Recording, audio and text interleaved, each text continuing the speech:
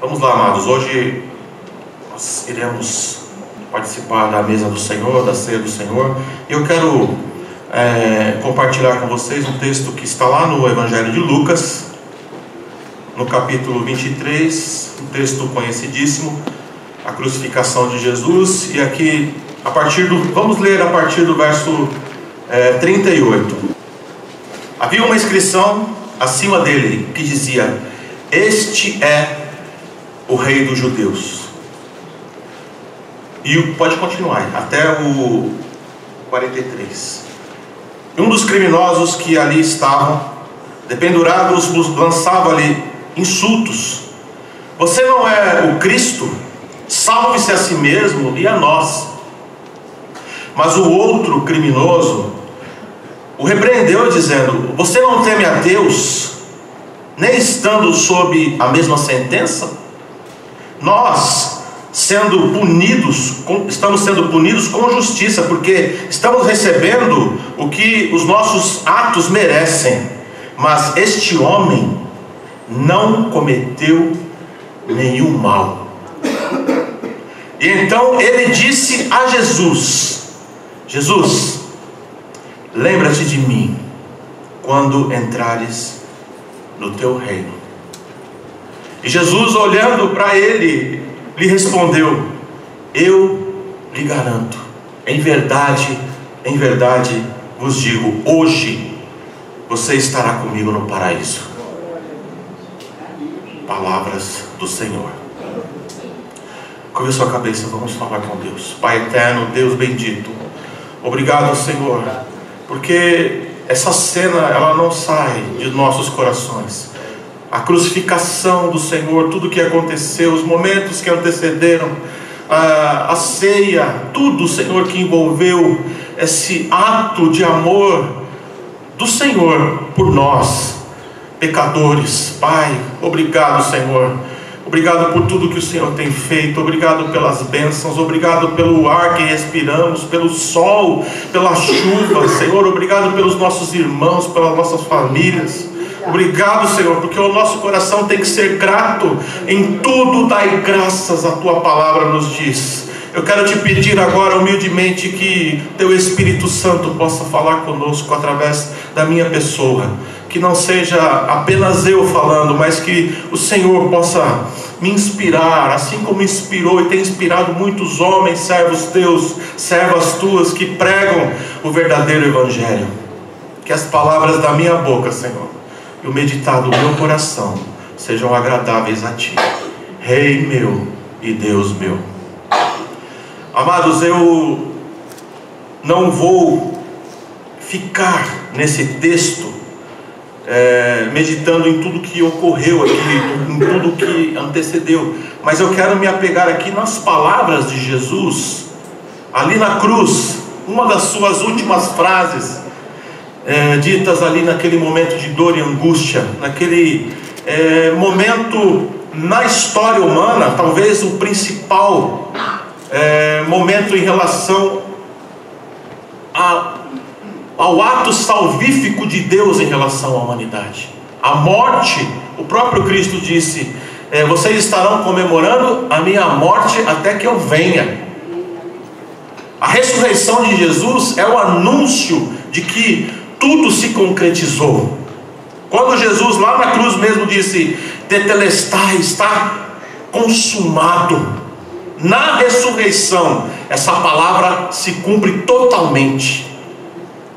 Porque o Senhor estava dizendo a nós que nós também iremos ressuscitar. Isso significa que nós temos uma alma, né? Sempre nós falamos sobre isso.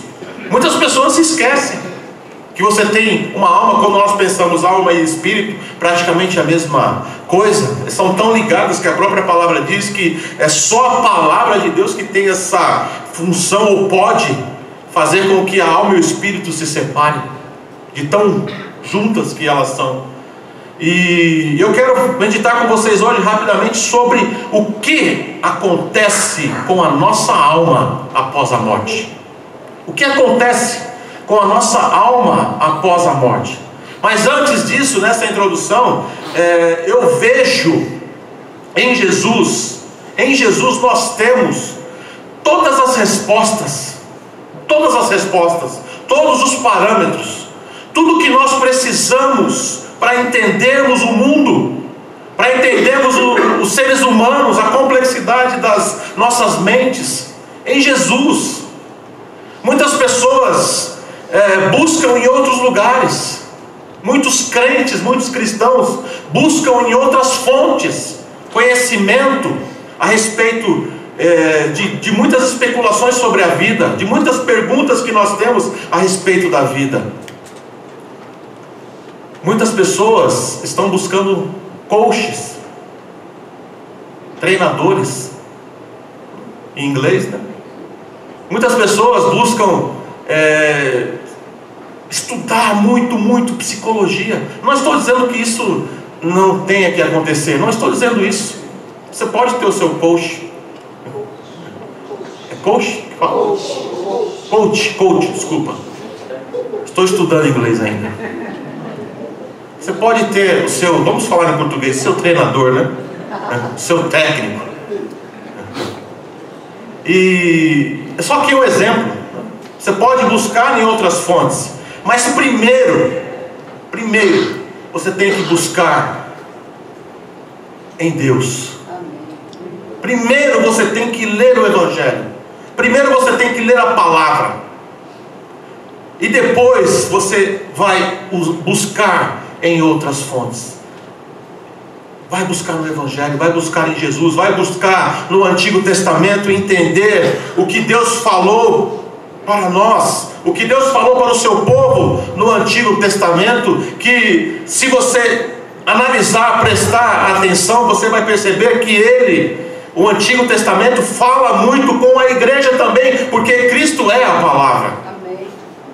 Não foi isso que João escreveu? No princípio era o Verbo, e o Verbo era Deus, e o Verbo estava com Deus. O que? A palavra estava com Deus. Deus criou todas as coisas pela palavra. Então busca em Jesus. Primeiro, busca entender Jesus. Ele mostrou ao mundo, mostrou a nós seres humanos, como adorar a Deus, como nós devemos adorar a Deus. Inclusive eu quero dar aqui uma resposta do título da mensagem da semana passada. Onde começa a adoração?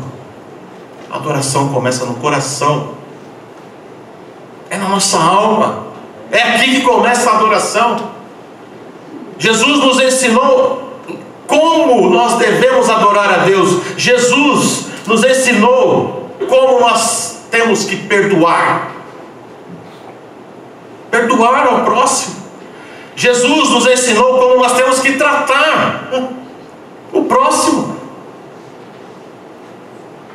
Então ele foi o maior, como é que é a palavra mesmo? Coach, oh meu Deus, deixa essa palavra pra lá. É porque essa semana eu conversei com uma pessoa e ela estava falando sobre esse tema, né? Enfim, irmãos, é em Cristo que você tem que buscar. E como você faz isso? Como você faz isso? É lendo a palavra, é buscando a Deus em oração. Mas por que as pessoas não entendem, irmãos? Por quê? Por que vão buscar em outras fontes, quando a fonte está aqui? Por quê?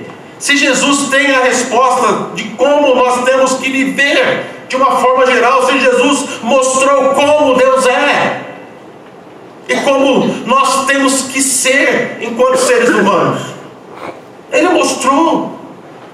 Durante alguns dias para trás aqui, eu tenho conversado com algumas pessoas, e pessoas falando: olha, as pessoas estão se separando, famílias estão sendo destruídas, separações de casais. E eu conversando com as pessoas, eu conversei com uma mulher e disse: sabe por quê? Porque nós somos egoístas. Nós não queremos praticar aquilo que Jesus ensinou. Porque ele disse, vamos lembrar, o que eu não quero que aconteça para você.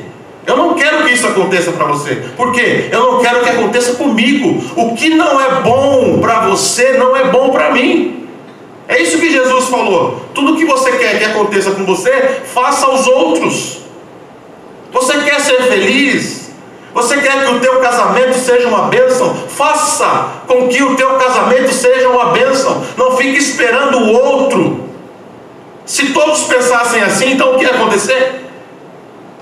As pessoas iriam dialogar mais, iriam chamar mais ao diálogo. Olha, o que é que está acontecendo? Vamos sentar aqui. Não é essa noção que a palavra do Senhor nos dá, quando Isaías coloca as tuas razões? É isso que Deus está dizendo. Quando nós temos que conversar com o nosso próximo, nós temos que, seja ele quem for, é esposo, esposa, é o filho, é alguém do teu trabalho, porque a palavra do Senhor diz que nós temos que buscar a paz. Será que nós temos entendido, irmãos, verdadeiramente a palavra de Deus? Temos buscado a paz? Temos buscado a reconciliação?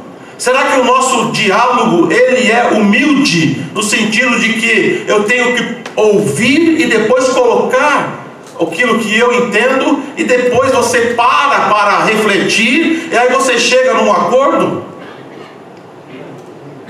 Quantas pessoas estão errando, irmãos? Quantas pessoas estão sendo destruídas emocionalmente, porque não entendem Jesus? Não entendem Jesus, não praticam, como ele disse, aqueles que praticarem a minha palavra, aqueles que viverem na minha palavra, estarão vivendo para Deus, em outras palavras. Por quê? Porque ele mostrou como nós devemos ser, enquanto seres humanos. E aqui, voltando aqui na palavra de Jesus, ele aqui mostrou o que acontece com a nossa alma após a morte.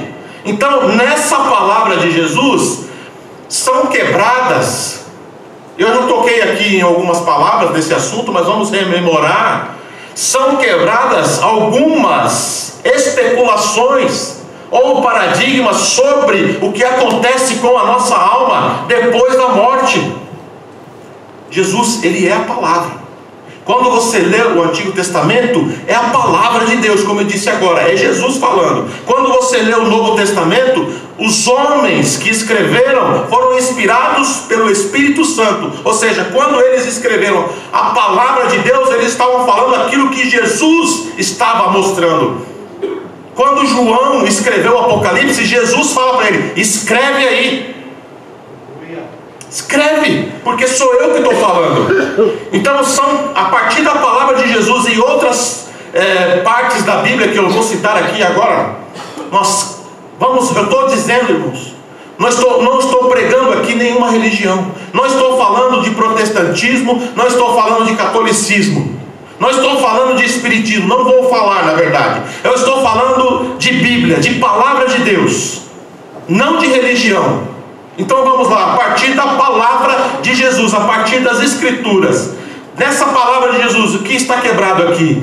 Em primeiro lugar, não há possibilidade de reencarnação. Depois isso vai ficar mais claro em outras partes. Não há, porque em Hebreus, na palavra de Deus, Hebreus capítulo 9, verso 27 diz assim: ao homem está destinado a morrer uma vez só, vindo depois disso o juízo. O julgamento acontece na hora. Você vai entender, espera um pouquinho. Em segundo lugar, não há possibilidade da alma, do espírito, né? Quando eu falar alma, espírito, ficar na terra. Não há essa possibilidade, segundo a Bíblia.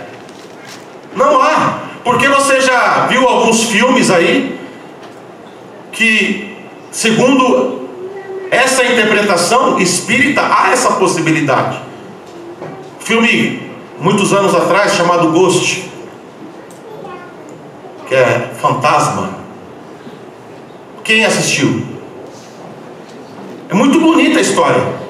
Só que pela palavra, estou dizendo aqui, pela palavra, não existe aquela possibilidade. Ainda que a causa foi, naquele filme, nobre, ele foi, é como se ele estivesse ali fazendo justiça, mostrando, tentando mostrar o que realmente aconteceu. Mas segundo a palavra de Deus, não existe essa possibilidade. Em terceiro lugar, não há possibilidade do sono da alma. Não ficam dormindo. Olha aqui que Jesus está falando: hoje você estará comigo no paraíso. Será que ele vai dormindo para o paraíso? Não existe essa possibilidade. Quando você lê, eu vou ler aqui o texto de Tessalonicenses. Paulo fala a respeito daqueles que dormem, é um eufemismo, uma forma de dizer, para falar sobre aqueles que morreram. Não há possibilidade do sono da alma. E em quarto lugar, em quarto lugar, não há possibilidade de purgatório. Você sabe o que é o purgatório? Vocês sabem o significado do purgatório? Segundo a tradição católica romana, é que aqueles que morreram com pecados leves, pecaram um pouquinho só, né? Aí eles vão ficar no purgatório, e cada vela, ou cada oração, ou cada reza que é feita, a alma sai do purgatório. Inclusive foi um dos pontos que deixou o reformador Lutero doido da vida, porque para arrecadar dinheiro para a construção da capela de São Pedro, lá da igreja de São Pedro, o Papa da época estava explorando, querendo dinheiro, nós precisamos. E aí eles andavam com um cofre, uma espécie de cofre, dizendo: cada moedinha que cai nesse cofre sai uma alma do purgatório. Mais ou menos essa é a ideia. Não, pela Bíblia, estou dizendo pela Bíblia. Nós temos irmãos católicos, o padre Valdevia, meu amigo, mas eu estou colocando o que a Bíblia nos ensina. Tenho amigos espíritas, falei agora sobre a questão da alma ficar aqui, muitos acreditam assim. Allan Kardec, você estudar a história de Allan Kardec, você vai perceber que o movimento espírita kardecista começou com algo sobrenatural que acontecia nas casas de algumas pessoas na França, em Paris. Mesas começavam a levantar, e aquilo gerou um movimento naquela cidade no século XIX, e daí surgiu o kardecismo. Eles começaram a pensar que as almas dos mortos estavam ali e queriam dizer alguma coisa. Agora, irmãos, vamos pensar um pouquinho, não vou entrar nisso agora. Quem fala quando alguém psicografa uma carta? Se a Bíblia diz que os mortos não ficam aqui, que eles não voltam, então vocês tirem as suas conclusões. Então não há possibilidade de retorno, não há possibilidade de purgatório. E o limbo, vocês sabem o que significa o limbo na tradição católica? Crianças que não foram batizadas segundo a tradição católica, elas vão para o limbo.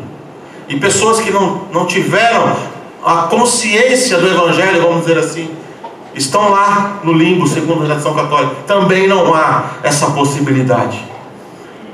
Na parábola que Jesus contou do mendigo Lázaro e do rico, Lucas 16, de 19 a 31, o que aquela parábola nos diz? Que imediatamente, a mesma coisa que Jesus está dizendo aqui, imediatamente após a morte, a alma do ímpio vai para o Hades, palavra grega, Hades, e o salvo vai para o seio de Abraão, vai para o paraíso, como Jesus colocou aqui. Então tem vários nomes, vários exemplos aqui que Jesus dá a respeito desse nome: céu, paraíso, seio de Abraão.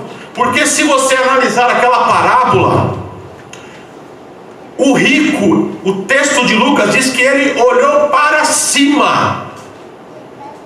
Pode ler, depois você vai confirmar lá na tua Bíblia. Ele olhou para cima e viu o mendigo naquele lugar.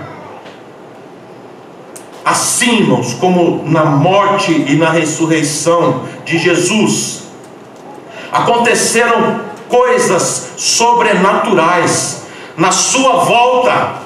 Aí vamos falar um pouquinho sobre a volta de Cristo. Na sua volta também vão acontecer coisas sobrenaturais. Se você ler o texto de Mateus 27, de 51 a 53, diz que na morte de Jesus aconteceram algumas coisas importantíssimas. Primeira coisa que Mateus relatou: o véu se rasgou de cima a baixo. O véu do templo. Quando você vai estudar o tabernáculo, tinha o mesmo conceito. Havia uma separação, por exemplo aqui, do lugar santo do santo dos santos, com um véu no meio. O mesmo conceito do tabernáculo eles levaram para o templo. E aí o que acontece? Na morte de Jesus, aquele véu se rasga de cima a baixo. O que significa isso? Que a partir daquele momento, todas as pessoas, os escolhidos, as pessoas que Deus chama, têm acesso direto a Deus por causa de Jesus.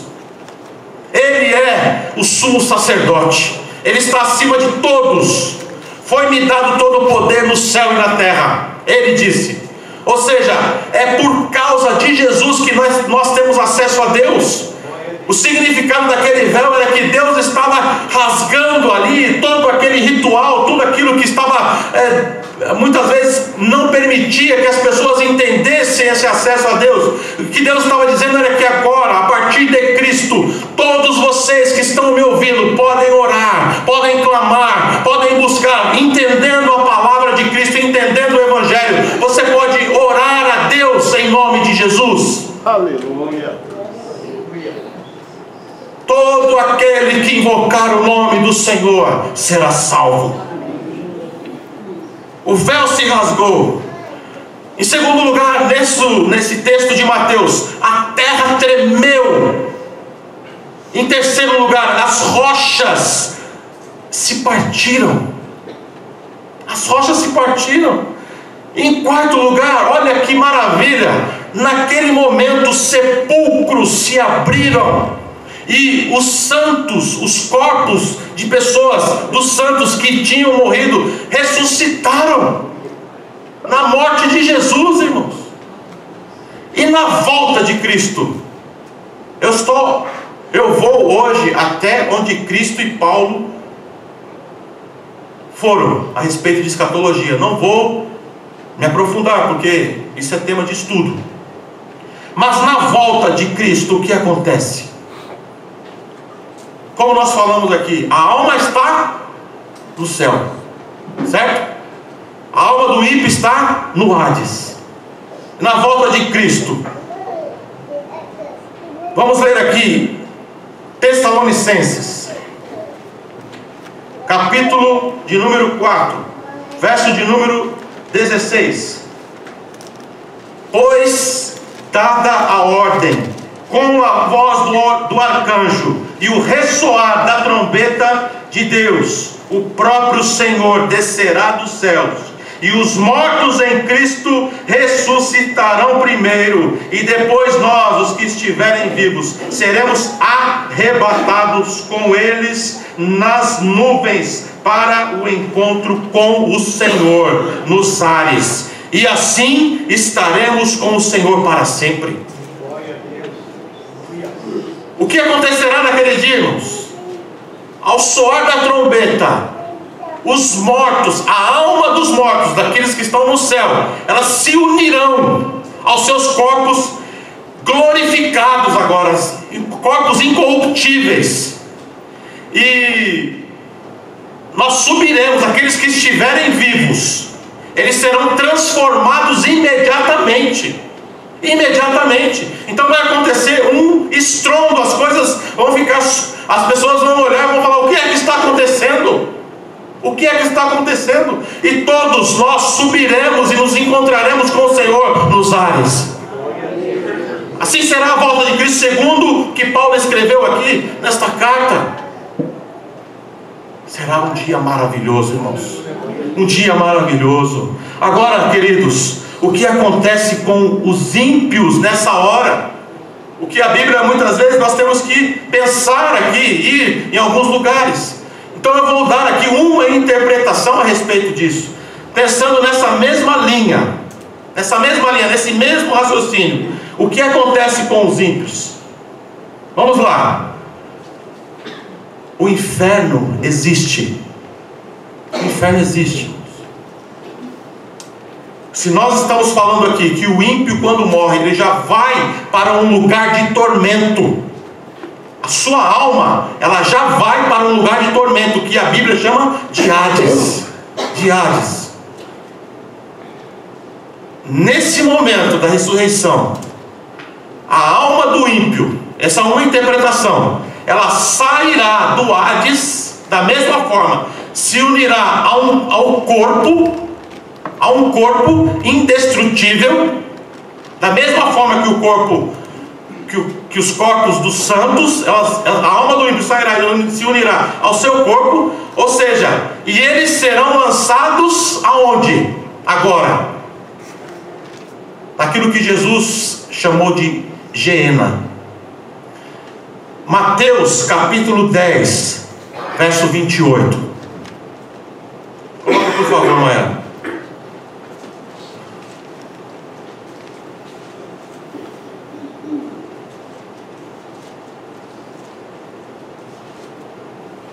Nesse contexto aqui, Jesus estava falando sobre evangelismo com os seus discípulos. E aí ele está dizendo assim: olha, vocês não têm que temer ninguém. Não temam os homens. Não tenham medo dos homens.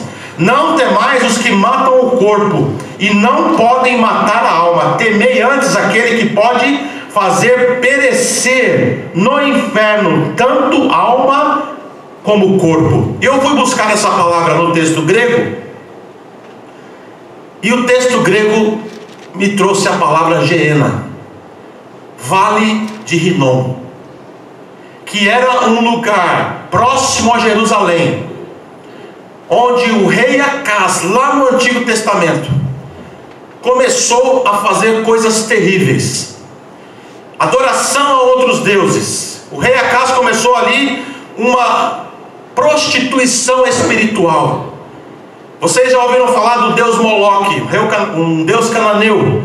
Naquele lugar, no Geena, ou na Geena, eles começaram a oferecer sacrifícios humanos de crianças ao deus Moloque e a outros deuses. E esse lugar, depois que o rei Acás veio o rei Manassés, continuou a mesma coisa. O rei Manassés, ele aprimorou, ele piorou. Então ali nesse lugar, nesse Geena, era considerado um inferno, fogo,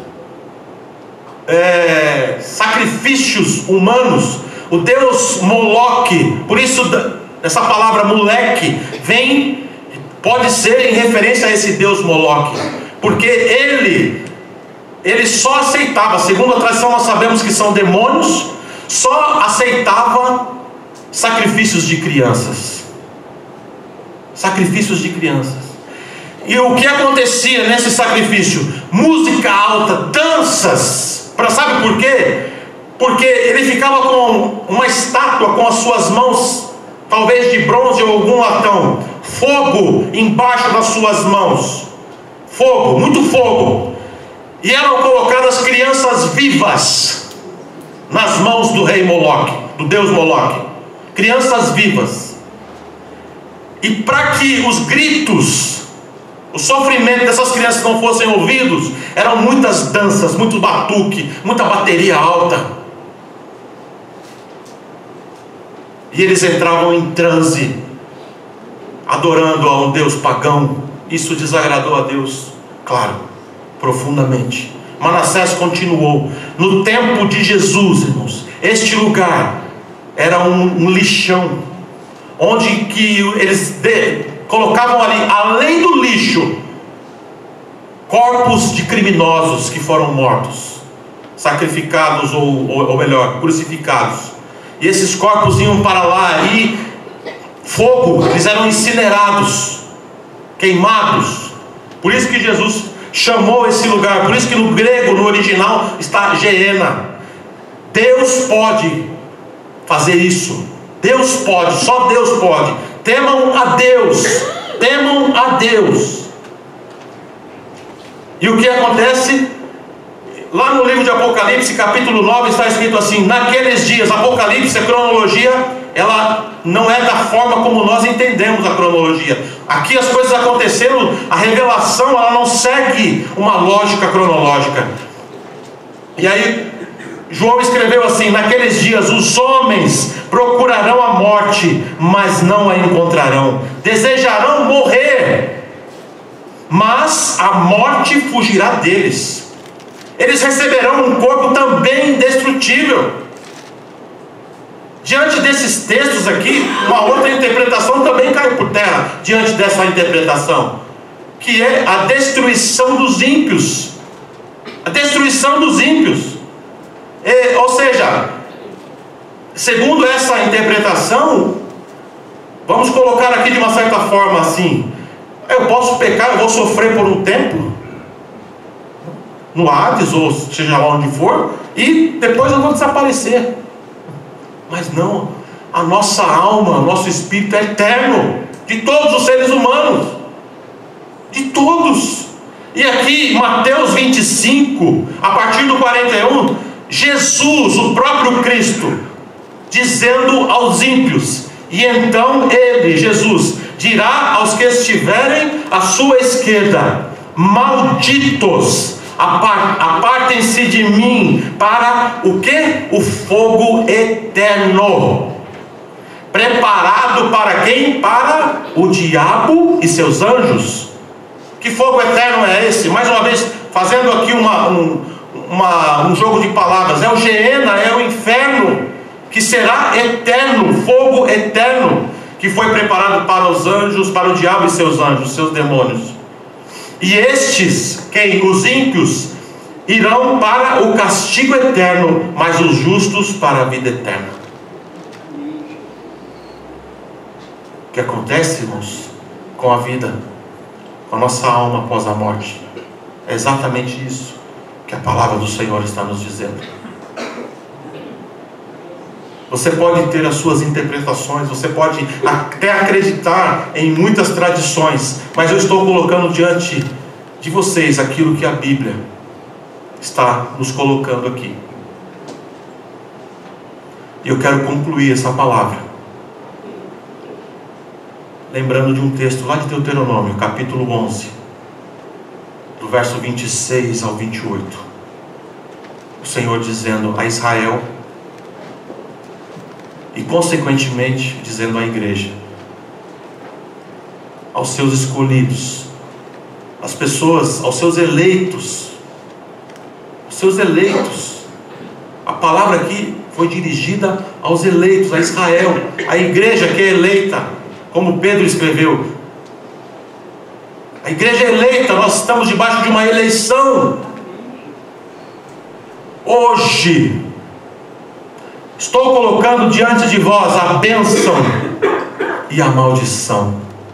A bênção, se obedecerdes aos mandamentos de Yahvé, o vosso Deus, que hoje vos ordeno. E a maldição, se desobedecerdes aos mandamentos do Senhor teu Deus, desviando-se do caminho que hoje lhe ordeno, vos ordeno, seguindo outros deuses. Isso se chama escolha. Isso se chama escolha. Veja que Deus está falando para o seu povo. Quantos de nós, irmãos, estamos escolhendo o outro lado? Quantos de nós? Porque a palavra diz que nesse contexto o justo continuará praticando justiça e o ímpio continuará praticando injustiças. Mas há uma confusão, né? Há uma confusão. Tem pessoas que conhecem a palavra, que viveram como muitos hebreus, como muitos israelitas, viveram milagres, presenciaram as maravilhas que Deus fizera no deserto. Falando aos cristãos, muitos cristãos que já proclamaram a palavra de Deus, que participam da mesa do Senhor, que vivem debaixo das mãos potentes do nosso Deus, quantas vezes querem se desviar, querem ir para outros caminhos, e em outras ocasiões estão debaixo desse mesmo guarda-chuva, vamos dizer assim, mas começam a se desviar, escolher outros caminhos, conhecendo a palavra, conhecendo o Senhor. Como pode, irmãos? Para quem viu um vídeo que a Esther colocou, acho que ela colocou na casa de oração, aquele passarinho que tinha a possibilidade de voar para onde ele quisesse, mas ele voltava sempre para a mão do seu dono, ou da pessoa que o tratava bem, não sabemos. Assim acontece com muitos, querem voar, querem conhecer todas as coisas, e para aqueles que querem continuar no caminho, começam a ter interpretações erradas do que está acontecendo, estão nas congregações e não está bom, sabe? Eu quero fazer uma comparação aqui, talvez não seja a melhor, mas comparar a igreja ou as congregações com o trabalho, uma empresa. Quando você entra numa empresa, você assina um contrato, seja você pessoa jurídica ou se você estiver pela CLT, você assina um contrato, você tem que cumprir aquilo que está escrito ali, senão você não é um verdadeiro cristão, senão você não é uma serva, um servo de Deus.